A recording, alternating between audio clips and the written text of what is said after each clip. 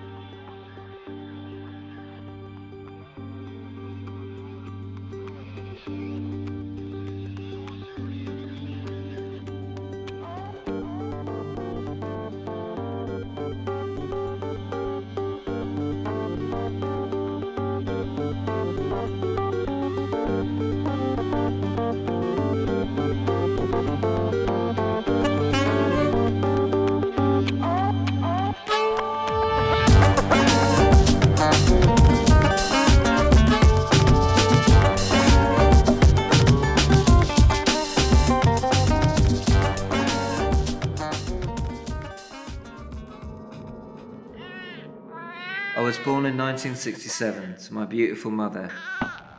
When I was 10, my dad took me to a shop called the Forbidden Planet. It just blew my head off. It made me think there is another way to experience this life. I went to a private school, which we nicknamed the RGSS. It was a horrible school for me back in those days, and especially with the 6 hours of hardcore rugby with boys who are so massive, they're actually twice the size, quite literally, of fully grown men. I escaped to Godalming College, where I struck up an immediate friendship with a girl called Hannah Smith. 10 months later, she saw me drawing Judge Dredd instead of doing my English Lit, and said, "My dad draws that," and I realised her dad was Ron Smith, my hero.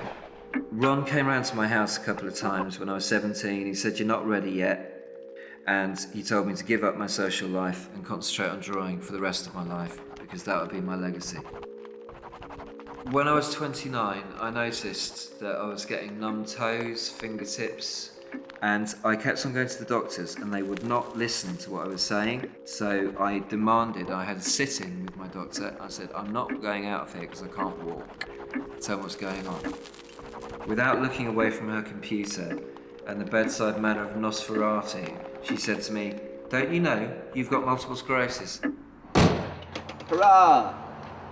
My name's Johnny Deadstock. It was just like being punched.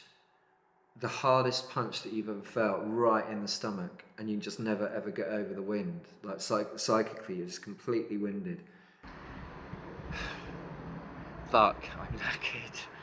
When I really knew that this was here to stay, and there's a lot of denial involved. In the first year, I was thinking I had everything. I said, "Never, miss. This will get better. I will get out of it." And that was a disease in itself, actually, I had to overcome. But it's just like someone from the street in a movie just pushing you into the dungeon unexpectedly, and that's that. And anyone who's in your life is going to have to come and be in a dungeon. They can't. I'll never be out of the dungeon. That's how I was feeling. I wanted to take my own life in a big way. Yeah. But I knew that wasn't going to sort anything out. You can think of multiple sclerosis as a disease of two separate phases. The first phase is when the immune system attacks the nerves in the brain. Now, the immune system is normally there to defend against invading bugs, but it makes a mistake and it attacks a particular part of the nerve called myelin. Now, if you think of a nerve as an electrical wire, the myelin sheath is the plastic insulation around the metal bit, the wire itself. And in multiple sclerosis, it's the myelin sheath that is destroyed, whereas the underlying wire, the axon, remains intact. All of the symptoms of multiple sclerosis arise from damage to the nerves within the brain and the spinal cord. And the weakness that people experience is not because the muscles are damaged, but just because the brain cannot get the signals to the muscles that they need to move. What Johnny has experienced is really very typical for someone with multiple sclerosis. So at a fairly young age, in his 30s, he develops a number of different symptoms: loss of erections, difficulty with his bladder, difficulty with his bowel, which seem mysterious, perhaps trivial at first, perhaps they come and go. He may or may not have been to see his GP, who probably, to begin with, wouldn't have paid a great deal of attention to them. Dead right. A little bit familiar about the erections though, wasn't he? I haven't met that man before, but he seems to know a little bit too much about my erectile dysfunctions.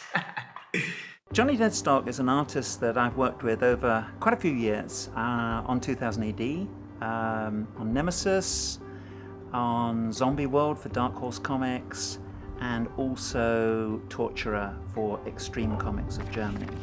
His style was just so unusual, so maverick, and I think this was something I always wanted to see in 2000 AD, not kind of staid, conservative storytelling, but something that really jumps out at you and you think, wow, this is very special. It was odd because the artwork didn't really fit into the rest of the comic when you used to read it. You know, it was 4 other stories and then John stuff. It just seemed as if John had copied the writing on a doctor's prescription and just added some acid to it. He's well, I'll just be blatantly honest, sometimes he can put you on edge if you were just sitting around him. And every time I seem to have met him, it's always at award ceremonies and stuff, and you're trying to sit down and have a nice relaxing meal. You've got this seething mass of angst sitting next to you while you're trying to have your soup. So he did in one point, in actual fact, curdle my beer with his anger. After I knew I had MS, I was just completely devastated. I was completely and utterly devastated by it. You know, you have a moment of shock after anything big in your life where you think, oh, this will go away, or if someone dies, you expect it to come back. And I think I was in denial about it. I think the diagnosis shocked me because I was never worse than I was the first year or so. I'm so comfortable around the camera, it's ridiculous. Well, film all my better looking friends than me. Hand, baby. Hand. You know that. Well, I look like a freak. I mean, people will look like this. You can see there's a chink, especially in the eyes. I look sad, I look tragic, and I was in a sad and tragic place. Didn't have all the things that I've got now. I was fiend for the drugs, couldn't ever back down off anything. I was aggressive and used to like to drink and just thought that the whole world was my enemy. If I had a time machine, that's the cliche, isn't it? I'd go back and I'd give myself a slap and I'd take myself aside for 5 minutes and maybe say, I don't think you want to be doing this. But I think I was so desperately looking for comfort after I was diagnosed. And I think I just lost touch with everyone around me because I was becoming so insular. I've had a shag for 3 months. 3, not 2, not 1, 3. And believe me, I think it's going to last another 3 months. You know when you just get that feeling, you're just not going to get fucking laid? Because I'm starting to put out that vibe of, oh, wouldn't it be nice just to have someone stroke? I've had someone stroke my hair, actually, I must admit, recently. But the thing was, I got an erection, and she was just trying to comfort me about an emotional issue. Hey. Yeah, I thought me and women are pretty much over, but I did have still have women I've learned are a very beautiful, species, and they are a species completely different from us. And they just didn't really notice it. And when I talked to my female friends going, look at me walking around, who's going to want this? They were saying, well, you're going to lose a lot of people who'd be very unsuitable, and you'll probably find that, person who can deal with it. I met Johnny when I was doing a photography course in Guildford, and he thought I was incredibly moody, but actually I was quite shy, and he shaved my head that day. We went back to a friend's house and he was shaving her head, and I think it was a kind of flirtation, but he shaved my head to a grade 2 from about not far off what it is now. My mother wasn't best pleased, and we saw each other for about 7 months after that. I didn't see him again for another 10 years. I ran into a friend of his, which must be 5 years ago now, I suppose. He told me that Johnny wasn't well, and he gave me his number, but I was with somebody else at the time, and I kept his number, had his number in my wallet for about 3 years before I rang it. And then one day I just had the sudden urge to ring him, and rang him. And about 3 days later we met up, and I knew what MS was, but until you are close to it, you don't fully understand the implications, you don't fully understand how it affects people daily, and how quickly it progresses as well. I thought I knew what it was. Johnny's case is typical of most people with multiple sclerosis. A good 80% will have a disease like him, which starts off with relapses and remissions, and then over the course of several years moves to the phase of secondary progression, where they're gradually getting worse and worse. Can I explain my situation to you? Basically, I had my benefits cut, my disability benefits, and I appealed successfully. I won my appeal. Yes, I did. I won my appeal. I have the letter here. It's going to be backdated till September the 1st. And even though I've won my appeal, they keep sending me more and more. They say they want more and more information, though I've won my appeal. And carers benefits, fair enough. Can you put me through to someone who deals with cripples? Oh, no.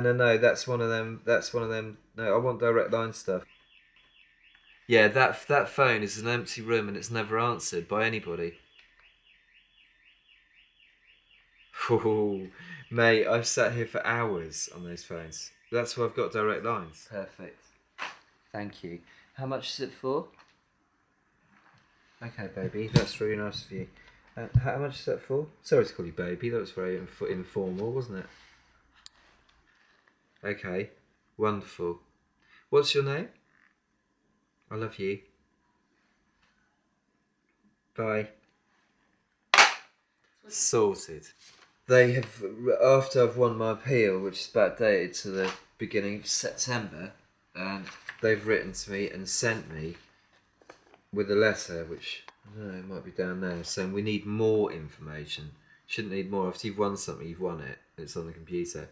Incapacity for work questionnaire with very fucking horrible questions. Well, the first one I come across is it's a lovely question. Tick one box only. I have no problem controlling my bowels. I have no voluntary control of my bowels. I lose control of my bowels at least once a week. I lose control of my bowels at least once a month. I lose control of my bowels the whole fucking time. Around this time, I was relapsing remitting, so that would mean that on bad days, I was really, really bad. It's like an undependable partner, you know? Oh, I love you today. Oh, I hate you actually today. Oh, I love you. No, I don't. It's even from hour to hour it could change. And I found that psychologically really difficult because I couldn't handle being able to, one day I'd walk upstairs, the next day I couldn't walk anywhere for 3 days. And then I'd suddenly be able to walk around and walk down the shop. And I think, God, and it threw everything into an even deeper perspective of oh God, look what I'm losing, you know? That to you is a few cobbles and a bit of uneven surface, a couple of gates. To me, that is the 9th circle of fucking Hades of pain.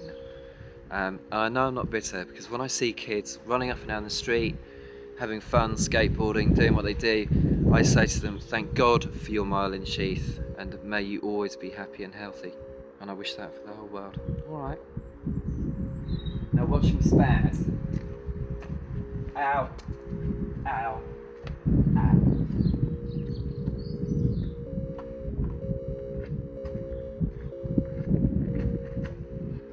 I think he sees it as a third party. He sees it as something that's has a will and has intention and knows what it's doing. He sees it as a demon, really, that and it does seem to be that way. It's very strange. It'll there's not a day that you don't have a symptom. So if you're having a good walking day, you've got absolutely you've got total sensitivity to light. So you have to wear a hat or sunglasses because you can't bear the tiniest bit of light. If your eyes are better, you can't walk, or you might have more trouble with your bodily functions, and it seems to have a will, and that's how he sees it. Well, in order of importance, yeah, it's got to be sphingolin, ecological formulas, myelin basic protein.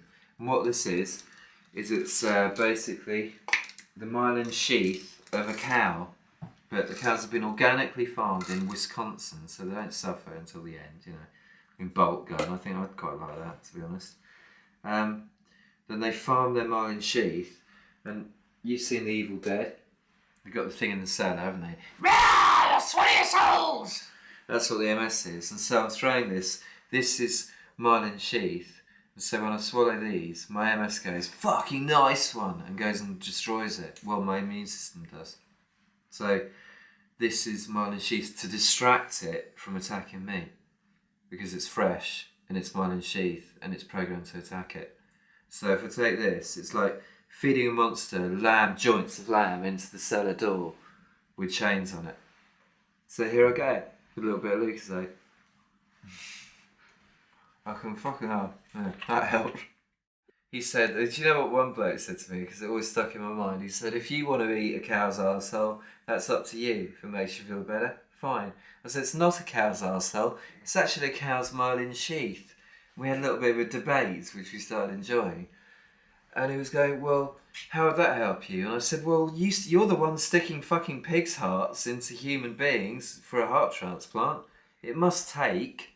We're mammals. Me and that cow are a mammal. And so any additional myelin sheath that this has got on it, why shouldn't it attach itself to my nerve cells? That's not rocket science. If a pig's heart can keep a bloke fucking alive, even though when he gets up he's sniffing for truffles before he goes to work, that's not my problem. I feel very sorry for his wife, if that's the case. One night, I'd had one of those funny cigarettes. I was watching the shopping channel. I saw an advert for this. Important safety information. Do not use if you suffer from multiple sclerosis. It says, look. But I found that doing it on the upper body, which is the most part I've been doing, just to be vague, because I thought, oh, my legs are fucked. I noticed all these improvements. Like, I don't have to... I used to, like, when people phoned up and said, do you want to go down the slug and lettuce? I used to have to plan when I had a shit. Excuse my language. Because I'd think I might be halfway down the slug and lettuce and suddenly pull a whitey because I've got one in I've got one in the oven and it's fucking coming out now because I couldn't feel my arse. And I found it gave me all feeling back into that. It says not to use it, so let's forget that and use it. And then you attach what I like to call the Punisher. That hurts, right? Oh, that's a bad one. After a period of feeling ill and feeling that I shouldn't do it, I noticed that my hands returned the feeling. I had lost a lot of feeling in my hands. Every morning I'd wake up with numb hands and have to wait 10 minutes till they get better. I lost feelings from my fingertips. I could never feel down here at all. It was like touching a turkey. I noticed I could feel it all. And then I noticed I wasn't incontinent anymore. I didn't have any bladder problems because I was using this all the time.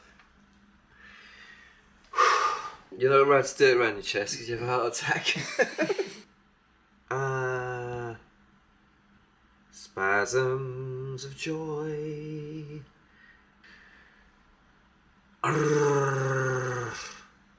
So maybe I'm addicted to it. Maybe I love having multiple sclerosis. Maybe my soul chose it for my own well-being. Thank you for being so brave. It is very natural that Johnny did, like many others have done before him, go onto the internet, talk to people who have multiple sclerosis, read all the magazines there are about MS, and search desperately, if you like, for any hint of something out there that might help him. And for many people looking in on this process, it sometimes can seem irrational, desperate, perhaps a bit bizarre. But for those in that situation, any hint of a drug that might help, however improbable, is something to be grasped at. He'd rather try something and for it to backfire than to sit and do nothing. He'd rather regret something that he has done than regret not having tried something. He's a fighter, he won't give up. Okay, so this is milk thistle.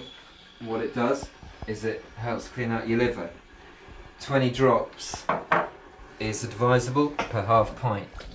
I tend to just go crazy and put as much as John Leslie will allow me. And that could be, is that 20 drops? God knows it. It's absolutely disgusting. But what I'll do is pretend it's a dram of whiskey. It seems to help, you know. If I pay $3.95 for this down there, wherever, I'd love it. I'll so can have another one. Because I know it's good for me. I hate it. Why? Anyway, here we go. Ow! Yeah, I don't know, I'm just gonna... Right, now for the worst of the bunch. If you were smoking cigars all night with Marlon Brando and a lot of his friends, and they were to put everything in the ashtray, it would taste like this. And so this is MSN, which is for mobility for horses, performing horses, and it says on the back, which I find quite amusing, 3 to 5 measures per day for the first 10 days, ponies 1 to 2 measures, competition or strenuous exercise 3 to 5 measures. Right, and a measure's a small bit, but I take a massive lump of this shit. It's cigarette ash, it's cigar ash, it's horrible, but it's good for you. It makes your heart pound like a tiger. It's my cat. Can you pan down to that little beauty? This one I'm putting in my mouth. He's like Biggie Smalls of the cat world, mate. He's classic. Anyway, back to me and my suffering. But you're not getting out, you're on lockdown for killing mice. Back to me, Adam, please. Quickly as possible, mate. You know the score.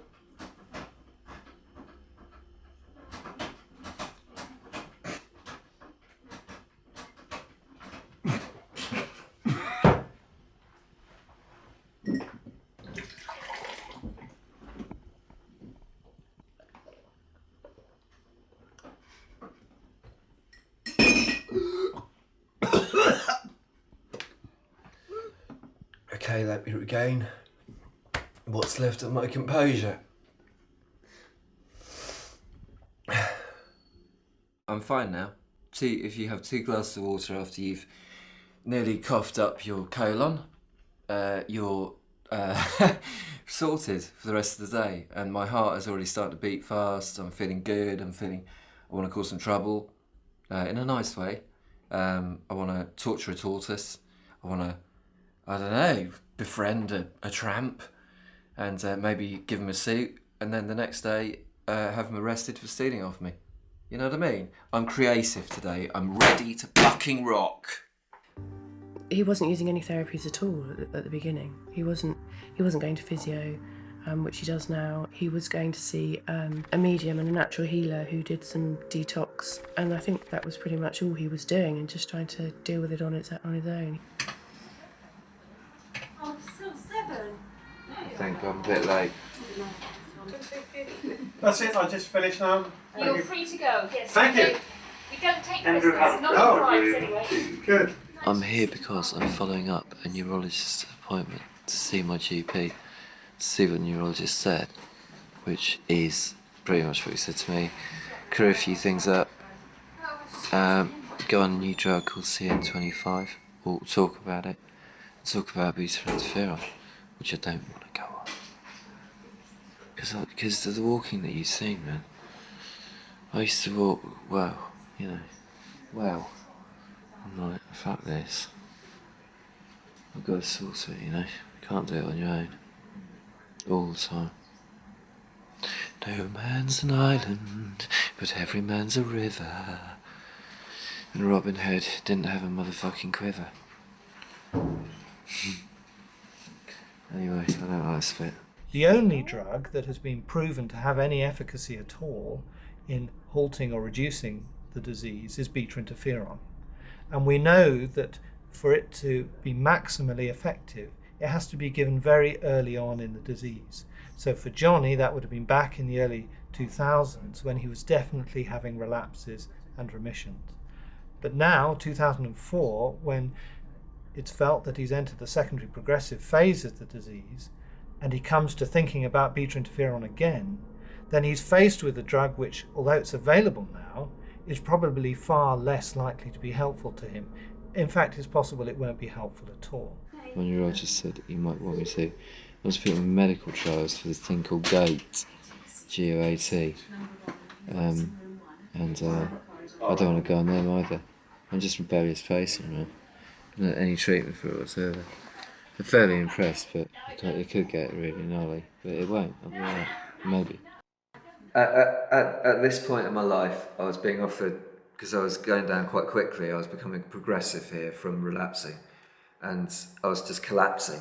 As you call it, collapsing, remitting. Yeah, I was offered beta interferon and intravenous use of steroids and baclofen, which is like a heroin derivative. And I didn't want the beta interferon because I just heard, I don't think drugs with anti in the name or interfere in the name are any good. I don't get that much pain now because I think it's because I've got used to it, but if I have a good day where I'm not having pain, I find those days much more depressing than the normal day where I'm going through pain, because I realise that I am in pain all the time. And I've just got used to it.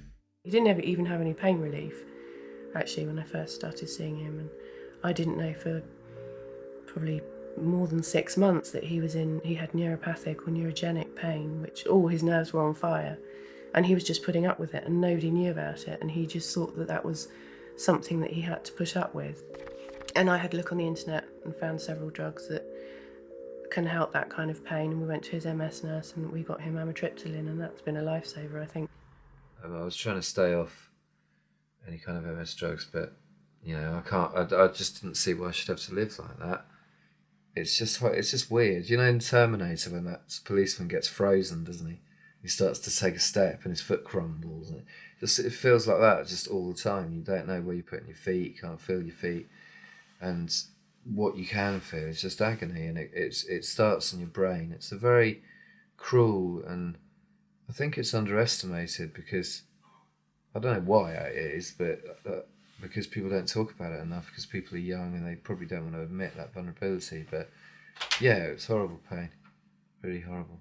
Now, in this case, in Johnny's brain, as in the brains of many people with multiple sclerosis, it's actually quite hard to see the damage. People imagine that multiple sclerosis causes devastating areas of abnormality on a brain scan, but that isn't actually the case. So, for instance, if you look at this scan here, it's basically normal, but there is one white spot here, which is an individual plaque of multiple sclerosis. This is where the immune system has damaged the myelin sheath around nerves. If you look very carefully, you see some tiny little spots either side, and those are also likely to be areas of damage from multiple sclerosis. But you can see that the vast area, the vast majority of the brain, is left undamaged. And that is why people like Johnny function normally in all but one or two respects from their multiple sclerosis. Now, in his case, where most of his disability is in walking, I would expect most of the damage due to multiple sclerosis to be in his spinal cord. Drawing is my walking now. Yeah, I run with that. I fly with it actually now. But yeah, it's keeping me alive because I'm a fiend for it. I can't wait to get that. I can't wait to get a piece of paper with a pen, and because it's what I can control. And I haven't got MS when you're looking at my pictures, and I haven't got it when I'm drawing them either. And I think that it gives me that ability to express that fear, probably, because it's aggression, isn't it? The stuff that I do, it's sort of aggressive art, I suppose. And I think that all aggression is coming out of fear. So I think it just turned my fear into a workable tool. I was doing it before when I was well, but now those characters are representing a different mindset that, me knowing I'm the MS sufferer. Some people can't write. And so I consider myself very blessed. That's never even occurred to me. But I think what I'm doing is I'm just trying to express violence that's in me, and has been actually for most of my life.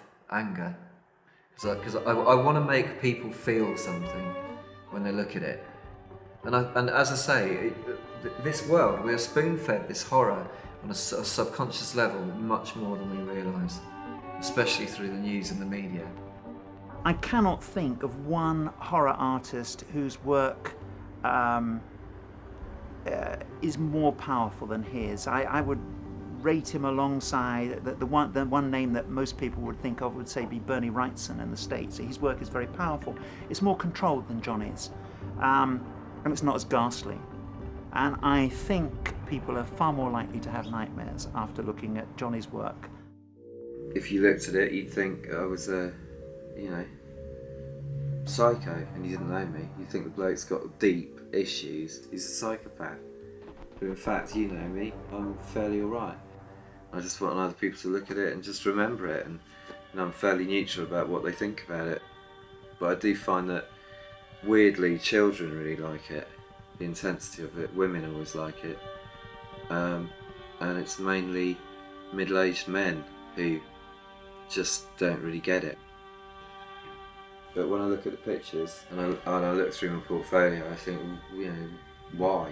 There's obviously a lot of anger being expressed in there, but it's like I want people to look at it and remember it and maybe even be disturbed by it. And that's probably due to an insecurity within me about my own weaknesses, where I'm trying to make it hard on the paper. Right, here we go. That drawing, I don't know why I did it, but I did it. Why do you think I did it? Yes, there's something vaguely familiar about this drawing. Yes, the sort of strong phallic emphasis is quite familiar. Yes, you seem to have actually had more than usual here. There's three going on. Yeah, it's very you, Johnny. What else can I say? Okay, so this chap's got a tree stump on his head, and he's doing something. Oh, he's just pulled out from doing something to this lady here. He's dipping her nipples in the ripples of water. Yeah, and that rhymes. Well, that's that's very, very tasteful. Bring the lambs to the slaughter. And in fact, actually, it is tasteful in a weird sort of way. Well, we've all done it. Well, you know what I mean? Well, not with a tree stump on our heads. Yes, I've done it with a tree stump on my head. To a oh, lady. Right, okay, yes. Right. And it took me ages to get the moss out of my ears. And so, do you think, like, as an average mum, that when you look at that stuff, you don't think that I've got a twisted or warped soul? No, because I know you haven't.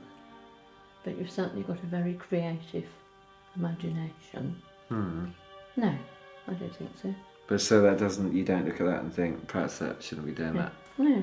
That's why I love you so much. Because you love animals, children, your mother. Perfect. So, no problem. But where it comes Give me from, some I'm skin, not sure. G. You have to do that. It's like breathing for Johnny. If he's awake, he's got a pen in his hand. Even if he's not got a project on at the time, if he's awake, he's got a pen in his hand. Whatever we're experiencing personally, we put into our work. Whether we acknowledge that consciously or whether we do it subconsciously, it's going to end up in your work anyway. And people who don't allow their personal passions, their personal tragedies, their personal difficulties to come into their work is usually antiseptic, professional, and actually a little bit boring. I think because Johnny is a very, very creative artist, he will find a way to transmute whatever that experience of MS is into a dynamic of his artwork. I think that's something that highly creative people can do and do. And I'm sure that's what that Johnny will do. It's a sort of alchemic transfusion of, turning lead into gold, if you like.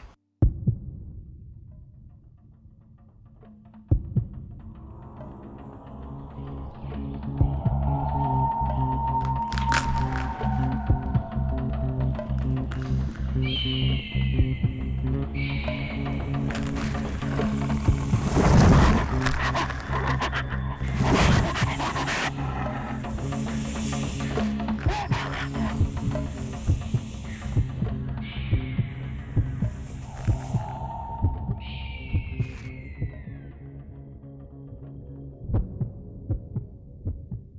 time I remember on a particularly desperate young morning, I opened a Bible and I said to the Bible, I said with total respect, I don't really understand Christianity, but I know this is a spiritual book and there's good in it, and whatever I open it up as will tell me what the reason is that I'm suffering this.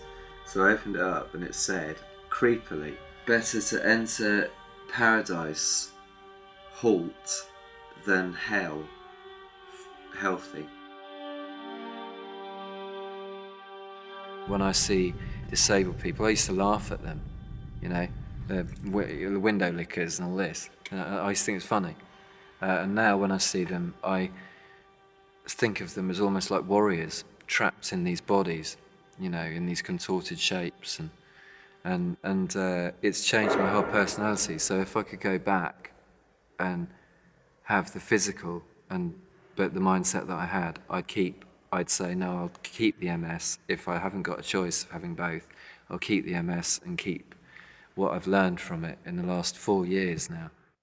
I look back on that and I think, yeah, it's very noble to say those things, and I meant them, but I was dipped into a real vat of agony about 2 days after that interview, and I thought I really shouldn't go to big churches anymore, you know, start saying how much compassion and everything that I've got, because yeah, it has taught me to look at disabled people in a completely new way. I mean, you know, obviously I really empathise and well, I am disabled, but I think that's difficult because that bit of footage is like, I meant that, but now, no. I've got to be realistic, and I've had this for probably a decade without being diagnosed, and I just want it to end. There's one part of me that just wants it to end. Another part of me wants to fight.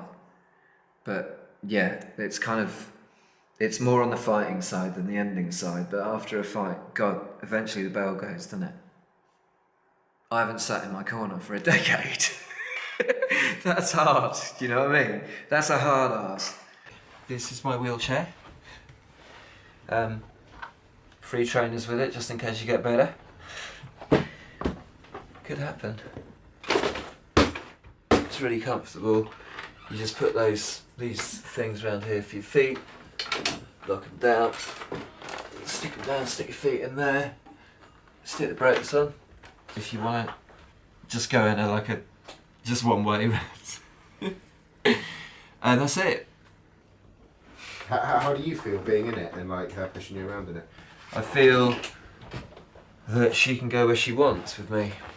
I try to hold hands with her, but she's just, you know, she's behind me. I'm with her, and if she wants to go for a, you know, wherever we're going on holiday soon, if she wants to go down the Riviera, as long as it's not really rugged territory, I'll do that with her.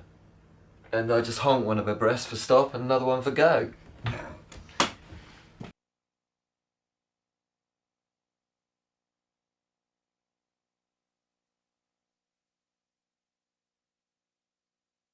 I said I'd never sit down for MS, but I have sat down for it, and I've been pushed in the wheelchair, which I was dreading, but I won't lie down for it. I'm not going to get in a bed, have my tendons cut, which I've seen a close friend of mine have, so I could lie still, eyes rolling all over the place. I'm not doing that, so what choice have I got?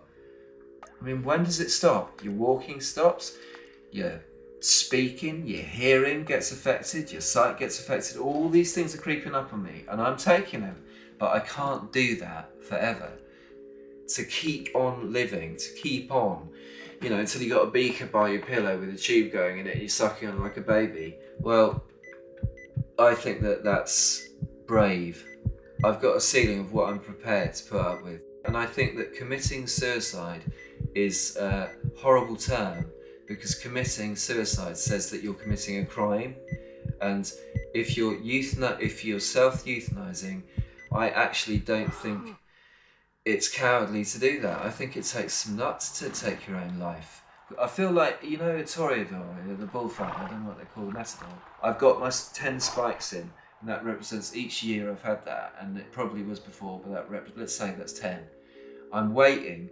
When I put my head down, I decide to put my head down for the matador to do the coup de grace. I'll put my head down. He won't be controlling me doing that. I'll be doing that. I'm going to free myself. I see my decision will be made with a clear mind, with the agreement of my loved ones. It will be with love, and it will be a peaceful death, a Spartan death, and it will be a beautiful death.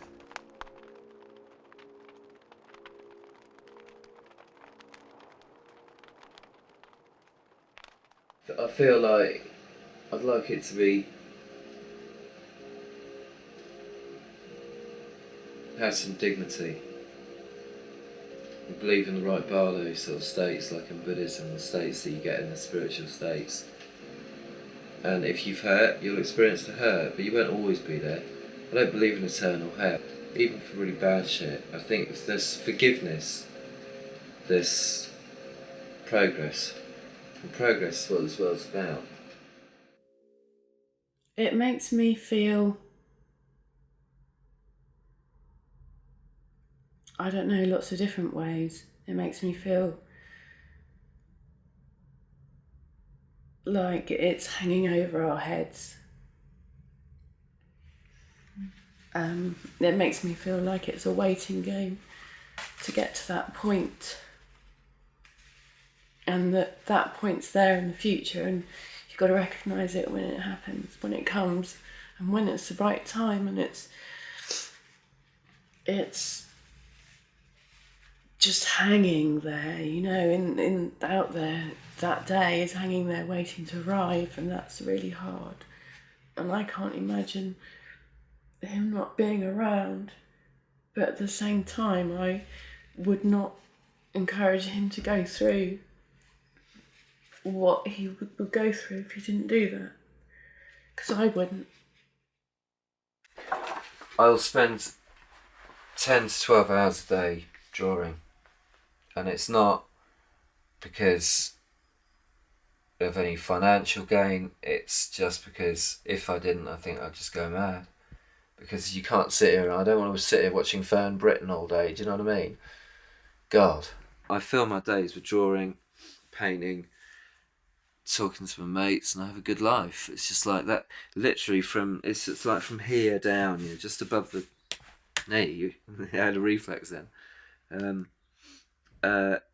I'm just gone. There's just nothing there. I can't even feel it. The other night, someone said to me, "Johnny, you got a fag on your foot?" I went, "Oh, fucking hell!" And I lifted it up, and there was a little sort of like sore on my foot, but my legs are noodles.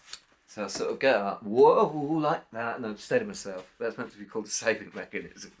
It ain't saving shit. Imagine if I was in Lord of the Rings and I was walking across one of those bloody bridges, lava either side. Jesus Christ, don't ask me to go and fucking get it. My cats don't spend time with me anymore because they think I'm a zombie.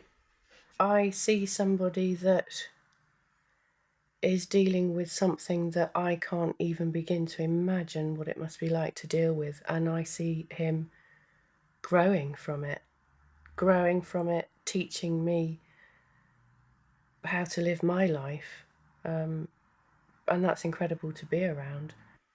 Okay, today I'm very nervous because I'm going to try a drug, revolutionary drug called Ames Pro, which nickname is Goat, and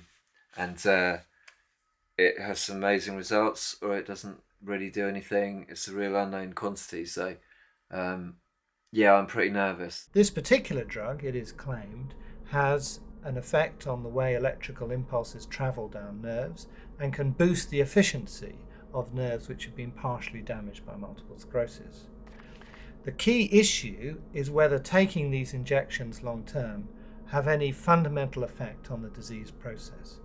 The key question is whether if Johnny takes goat serum for a year or two, at the end of that, whether he's any less disabled than if he had not taken them at all. And the jury's very much out on that at the moment. I can feel, I know it sounds stupid, I can feel this sofa with my ear. I didn't realise I lost sensation in all these parts. I can feel that DVD with my ear. I can feel it with my hands and haven't been able to feel anything for a long time. It's almost sort of like, it's a normal feeling, but it's slightly unpleasant because I haven't had it so long to touch things and to feel the difference, you know. It's, you realise that's a sense in itself. Obviously it touches the sense in itself, but when it goes, like if any other sense goes, you notice. You know, if your eyes or ears or, you know, stuff was to go, your heart or whatever, you'd start noticing. But with touch, it just slips away. I don't know, man. Yeah, there's definitely something going on, man. Like one of those films, you know, Ghost in the Shell. That's what I thought was going to happen. I thought I was going to walk out of there with fireballs, you know, emitting from my, you know, bottom of my trouser legs. Lightning coming out of my eyes. Beating people up on the way back. Lifting Claire's car up to surprise her when she's, you know, next looks for it. And I'm disappointed that I haven't got those superpowers that I've been waiting for, but man, I've got some goat inside me now, mate. There's no doubt about it. I just wanted to see what I'd read about it, and I must admit, yeah, in a way it's been a damp squib, and that it hasn't got me, I'm not striding around now. Even if it's not a cure, it's management. It's not a cure, actually, but it's management. I just think people should look at the bare facts, and if it's helping people out, then why not give it to them? It feels sort of natural, it's like now. And that I get sad about. But I get really sad because the effect it's having on people around me just is not what I want at all. So I want it for them and me, obviously. Tell me how you think Claire is coping with it all. I think she's being just unbelievably supportive. She's being a sword. She's like Joan of Arc or something. She's strong. But it's hurting her. And I see it do that. At my family.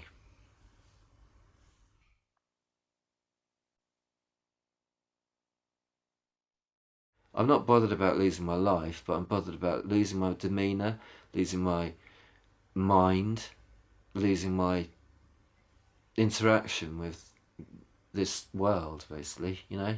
You know. There's a distant prospect, and an alarming one for someone like Johnny who uses his hands for his work, that his hands will become less dexterous, then less strong, and potentially his arms will become weak as well. If I couldn't draw, I hope I'd accept it and say I've already done enough. But I don't think of a world where I can't draw. Because then I think of a world.